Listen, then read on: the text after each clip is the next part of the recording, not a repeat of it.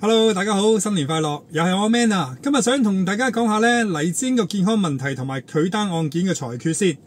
咁呢件事件咧睇到我真係忍唔住都係想嗰句啦，又係嗰啲舊橋嚟嘅。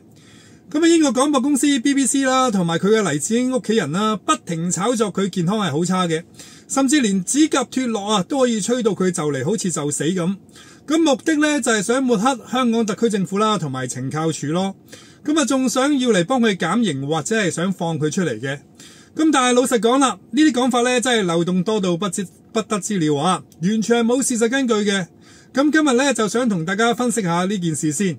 咁啊，先講翻黎智英單案件先啦。咁佢被控咧串謀勾結外國勢力危害國家安全罪，法庭已經判佢罪成噶啦。呢個裁決咧絕對係基於法律同埋證據嘅，冇任何政治嘅考慮啊。而大家知唔知道裁決嘅理由有幾咁詳盡呢？855頁嘅文件啦，公開俾全世界睇啊！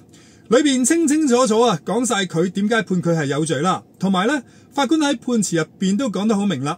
黎智英唔係因為佢嘅政治觀點啦，或者係信念受審嘅，而係因為佢嘅行為咧真係威脅到國家嘅安全啊！咁舉個例啦，黎智英唔係勾結外國勢力咩？證據已經擺咗喺度啦。佢長期同外國政客聯絡啦，甚至要求外國制裁香港嘅官員。法官喺判詞入邊仲指出咧，黎智英係串謀嘅主腦，佢所做嘅一切咧都係以犧牲中國同埋香港嘅利益為代價，目的咧就係要拖垮中國共產黨啊！咁我想問下啦，咁大件事啊，法庭如果唔判佢有罪，仲可以係點樣樣呢？咁關於健康嘅問題啦，呢排黎智英個女咧喺 BBC 嘅報道咧真係講得夠晒誇張啊！佢話佢指甲變灰脫落啦，牙齒又潰爛，心臟亦都有問題，又話佢腰背痛到企唔到咁樣樣。但事實上係點呢？特區政府已經多次澄清噶啦，懲教署對黎智英個健康咧係極度重視嘅，仲一視同仁啊，冇因為佢係啲咩人呢就俾啲咩特殊待遇佢。而根據政府公布嘅資料呢，黎智英喺2021年同埋2022年呢期間接受過牙科嘅治療嘅。之後咧，完全冇講到牙齒有問題，而佢講到指甲脫落啦。其實喺2025年咧，已經向呢個院所嘅醫生求診，醫生俾咗啲藥膏佢啦，冇耐就康復翻晒噶啦，完全唔係外界咁講到咁嚴重咯。只要話佢心臟有問題啊，懲教署仲特登安排咗佢帶呢個心電圖監測儀，甚至開咗啲心臟嘅藥俾佢備用啦。到而家啦，佢都冇再提過心悸嘅問題。而黎智英嘅女兒仲話佢腰痛到企唔到，但係佢喺法庭出庭嗰陣時咧，行得好正常嘅，完全唔需要有人扶啦，或者用拐杖。呢啲畫面大家喺新聞裏邊都見到，而佢女兒咁樣講嘅嘢咧，點解同事實咧完全唔啱嘅咧？